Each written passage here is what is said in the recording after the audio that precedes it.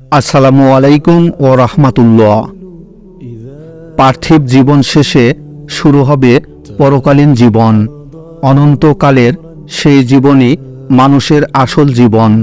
পৃথিবীতে যারা আল্লাহর বিধান অনুযায়ী জীবন পরিচালনা করবে তারা পরকালের জীবনে জান্নাতে বসবাস করবে। জান্নাত অর্থ উদ্যান, নন্দনকানন, ফুলে ফলে ও নয়নাভিরাম দানে উপাদানে সাজানো সে জান্নাতে মানুষের কোনো প্রত্যাশাই অপূর্ণ থাকবে না। জান্নাত মূলত একটি, কিন্তু এর ৮টি দরজা ও ১০০রও বেশি স্তর রয়েছে। পবিত্র কুরআন ও হাদিসে এ সম্পর্কে বিশদ বিবরণ রয়েছে। হযরত সাহল ইবনে সাদ রাদিয়াল্লাহু তাআলা আনহু থেকে বর্ণিত, তিনি বলেন, রাসূলুল্লাহ সাল্লাল্লাহু আলাইহি ওয়াসাল্লাম বলেছেন, জান্নাতের ৮টি দরজা রয়েছে। জান্নাতে ১০০টি স্তর রয়েছে, আর প্রত্যেক স্তরের মাঝে আসমান ও জমিনের দূরত্ব পরিমাণ প্রশস্ততা রয়েছে।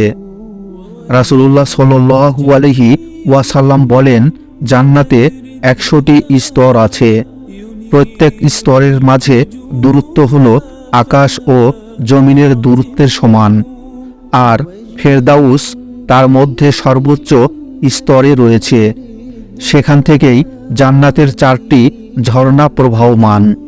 এর উপরে রয়েছে আরশ।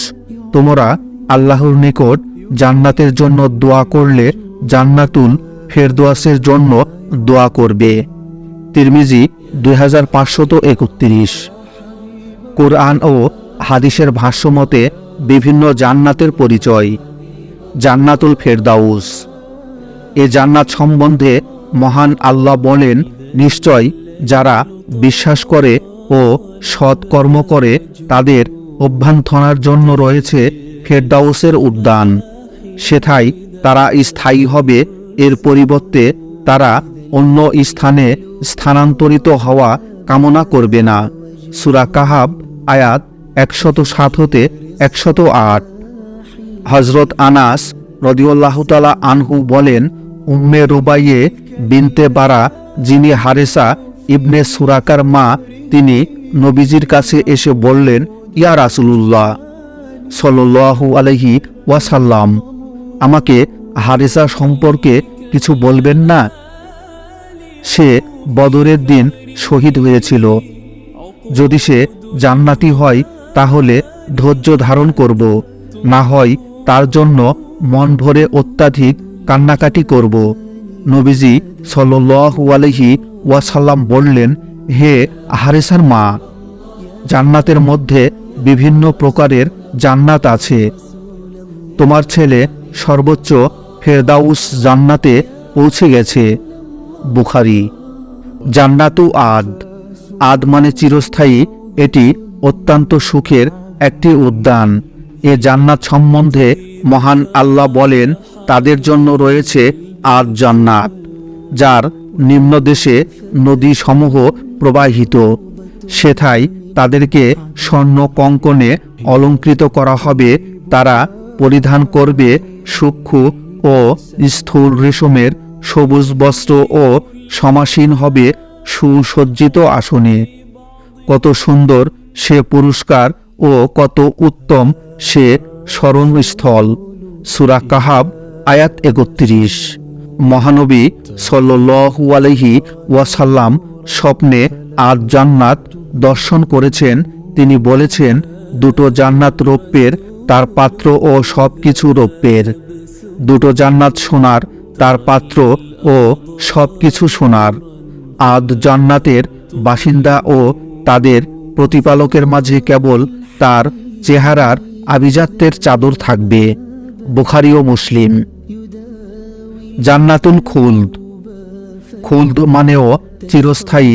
এ জান্নাত সম্বন্ধে মহান আল্লাহ বলেন, ওদেরকে জিজ্ঞাসা করো, এটি শ্রেয় না খুলদ স্থায়ী জান্নাত, যার প্রতিশ্রুতি দেওয়া হয়েছে সাবধানীদেরকে। এটিই তো পুরস্কার ও প্রত্যাবর্তন স্থল। সূরা ফুরকান আয়াত ১৫। হযরত ইবনে মাসউদ রাদিয়াল্লাহু তাআলা আনহু দোয়ায় বলেছিলেন, হে আল্লাহ, আমি তোমার কাছে অটল অনড় ঈমান চাই, অফুরান নিয়ামত চাই এবং জান্নাতুল খুলদের সর্বোচ্চ চূড়ায় নবীজির সঙ্গ চাই। সিলসিলাতুল আহাদিস 230। জান্নাতুল নাঈম। নাঈম মানে নিয়ামতের প্রাচুর্য। এ জান্নাত সম্বন্ধে মহান আল্লাহ বলেন, নিশ্চয় যারা বিশ্বাস করে ও সৎ কাজ করে তাদের জন্য আছে জান্নাতুল নাঈম। সূরা লুকমান আয়াত 8। হযরত ইব্রাহিম আলাইহিস সালাম এই জান্নাত চেয়ে দোয়া করে বলেছিলেন, আমাকে নাঈম জান্নাতের উত্তরাধিকারীদের অন্তর্ভুক্ত করুন। জান্নাতুল মাওয়া। মাওয়া মানে ঠিকানা। এ জান্নাত সম্বন্ধে মহান আল্লাহ বলেন, যারা বিশ্বাস করে সৎ কাজ করে তাদের কৃতকর্মের ফলস্বরূপ তাদের জন্য রয়েছে জান্নাতুল মাওয়া। মহান আল্লাহ তাআলা আরও বলেছেন, নিশ্চয় সে তাকে আরেকবার দেখেছিল সিদরাতুল মুনতাহার নিকট, যার নিকট অবস্থিত জান্নাতুল মাওয়া। সূরা নামল আয়াত 13-15। জান্নাতে দারুস সালাম। দারুস সালাম মানে শান্তি নিকেতন। এ জান্নাত সম্বন্ধে মহান আল্লাহ বলেন, তাদের প্রতিপালকের নিকট তাদের জন্য রয়েছে দারুস সালাম, শান্তির আলয়, এবং তারা যা করত তার কারণে তিনি হবেন তাদের অভিভাবক। সূরা আনআম 127। আরও ইরশাদ হয়েছে, আল্লাহ মানুষকে দারুস সালাম জান্নাতের দিকে আহ্বান করেন এবং যাকে ইচ্ছা সরল পথ প্রদর্শন করেন। সূরা ইউনুস আয়াত 25। জান্নাতে রায়আন। রায়আন মানে তৃষ্ণাহীন, পরিতৃপ্ত। তৃষ্ণা ও পিপাসায় যারা কষ্ট পেয়েছে তাদেরকে এই জান্নাত দেওয়া হবে। এ জান্নাত সম্বন্ধে নবীজি সাল্লাল্লাহু আলাইহি ওয়াসাল্লাম বলেন, জান্নাতের এক প্রবেশদ্বার রয়েছে যার নাম রায়আন। কিয়ামতের দিন ওই প্রবেশদ্বার দিয়ে রোজাদারগণ প্রবেশ করবে। তারা ছাড়া আর কেউই ওই প্রবেশদ্বার দিয়ে প্রবেশ করবে না। রোজাদারগণ প্রবিষ্ট হয়ে গেলে সেটা রুদ্ধ করা হবে, ফলে সেখান দিয়ে আর কেউই প্রবেশ করবে না। বুখারী 1896, মুসলিম 1152। জান্নাতে তুবা। তুবাও একটি জান্নাতের নাম। মহানবী সাল্লাল্লাহু আলাইহি ওয়াসাল্লাম বলেছেন, ওই বান্দার জন্য তুবা যে আল্লাহর পথে নিজের ঘোড়ার লাগাম ধরে থাকে, যার মাথার কেশ আলুতালু, যার পদযুগল ধূলিমলিন, তাকে পাহারার কাজে নিযুক্ত করলে পাহারার কাজে নিযুক্ত থাকে, আর তাকে কাফেলার পেছনে দেখাশোনার কাজে নিয়োজিত করলে পেছনেই থাকে। যদি সে কারো সাক্ষাতের অনুমতি চায় তাহলে তাকে অনুমতি দেওয়া হয় না, এবং কারো জন্য সুপারিশ করলে তার সুপারিশ গ্রহণ করা হয় না। বুখারী 2887।